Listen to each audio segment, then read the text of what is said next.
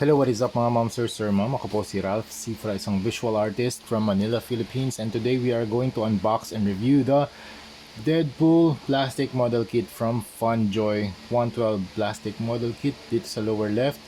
And you can see the Deadpool na shot dito sa gitna, Deadpool na text. Sa side naman, you have the Deadpool text and Deadpool logo, shot of the action figure. Sa likod, yung mga parts na kasama dun sa model kit. You have the accessories, ABC, tapos meron ding stand, weapons, tsaka alt hands. Wala lang siyang guns.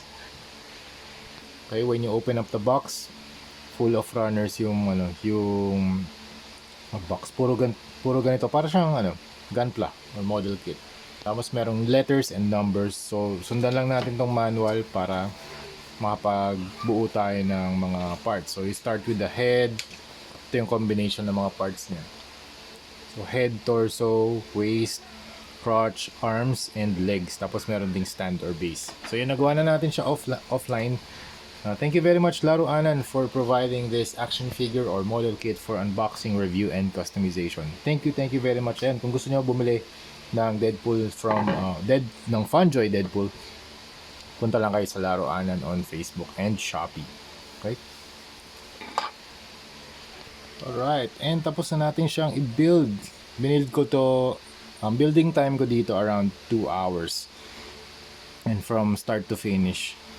So, una kong binild yung head, yung chest, yung torso, yung crotch piece, arms, tapos yung legs. This is a 112 scale na model kit, kaya ang height niya is around 6 inches tall. Ingat lang kayo sa mga parts na to, yung mga silver, kasi maliliit to masyado. So, yung isang piece actually pumitik sa akin, nakala ko nawala. Buti, nandun lang pala sa ilalim. Okay, shake test muna. Yan, wala namang loose na joints. Firm naman yung mga joints niya for articulation. Very, very nice. Okay lang din naman yung plastic quality. It's a hard plastic. Yan, suitable para sa mga model kits. And also, maganda rin to pag if you like to paint your model kits or action figures, magandang Deadpool to sa inyong collection. Pwede rin siyang yun nga, pintahan, custom repaint.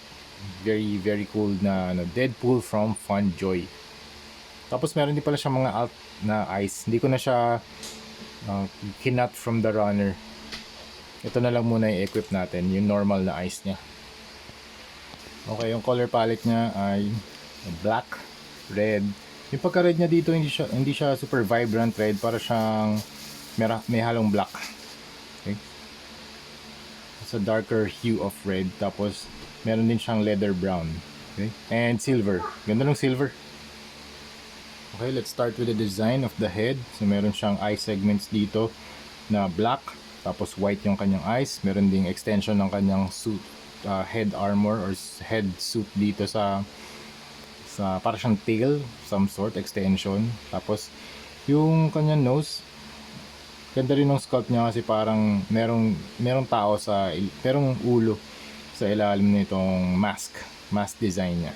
Yan. Then you have the ears, the jawline, the neck is a separate piece. Tapos meron siya, then you have the chest. Itong mga pieces na to medyo mahirap lang ikabit. Yan, kung meron kayong tweezers, recommended na gumamit ng tweezers para mas makontrol nyo yung paglapat dun sa mga butas, sa mga pegs. Then you have the holsters or the straps here. Ito yung holster niya, gun. Pwede nyo ma-rotate yan. Tapos, yan, you have the arms. Very cool. Articulated, nasa ball joint siya. So, maximum, level of articulation. Maximum range kasi gamit nila dito ball joint. Tapos I think meron pang konting butterfly joints. Okay, tapos ito naman yung waist. So maganda yung muscle definition dito, pati sa back merong slots para i-hold yung sword. Merong sword sheath. Tapos yung kanyang holster nag-extend from the shoulders dito sa chest hanggang papunta dito sa likod. Sa belt naman, yung belt one piece siya. Wala siya sa runners. Ito yung belt na meron logo. 1, 2, 3, 4, 5, 6 pouches. Mas mahaba yung pouch sa likod. And then, Dito naman sa kanyang paa, very long legs. Okay naman yung proportion niya, very nice. Ito pala yung comparison sa Deadpool na Marvel Legends. So if you're curious kung ano yung look niya against the Marvel Legends one, this is it. Okay, this is the retro 80th anniversary na Deadpool. And i-review ko rin to and customize din natin. Okay, so halos sabay na with the Funjoy one. Okay, and then meron din ditong pouches 1, 2, 3 and a holster para sa kanyang gun. Sayang walang gun si si Deadpool, sayang lang. Meron mga trigger fingers dito, pero yun nga, walang kasamang guns. Sayang lang. Ito yung mga accessories niya. 1, 2, 3, 4, 5, 6. 6 na alt hands. Okay. There you go. And meron din siyang base. So hexagonal base, 1, 2, 3, 4, 5, 6. Tama, 6 sides. Tapos merong parang mga texture dito sa gitna. And you also have this. Hindi siya spring loaded pero medyo mahigpit yung niya, yung kapit niya, yung joints niya. Para pwede niyo siyang i-pose ng mga dynamic poses. Okay. Ayan, tapos dito sa kanyang paa, meron din color separation dito sa inner part ng kanyang thighs, red. Tapos sa outer naman, black. Gusto ko rin tong shin armor niya, or tama ba?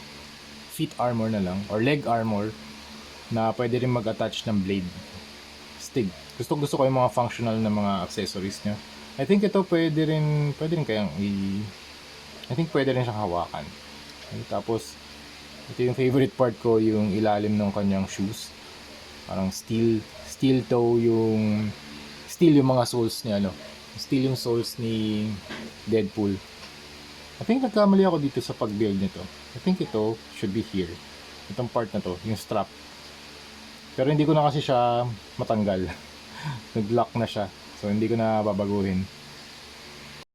So yung gagawin natin custom repaint dito, battle damage natin si or weathering pala, not battle damage, weathered. Walang physical na damage. Okay? So yung articulation natin, up, head up, down, tilt, left and right, 360 pwede. Okay, head the neck is a separate piece, so you can do a lot more movement with the head. The chest can do ab crunch like that far. Stretch that far, ab crunch that far, side to side movement.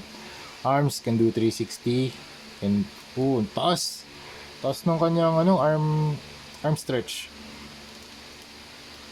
Taas. Can move inward and outward. Look at the butterfly joints, nice, that's cool. Ayos to maganda to, very flexible. Rotation din, meron din dito, arm rotation, double jointed na elbow and ball joint yung kamay. Okay, tapos dito I think meron ding twist. Okay, hindi nga lang siya, tama ba, 360 pwede rin ba? I think pwede rin mag 360. Yes. Yeah, I think pwede mag 360. Teka lang natanggal. Okay. Tapos sa paa, you can pull it down, kick that far. Tapos, natanggal.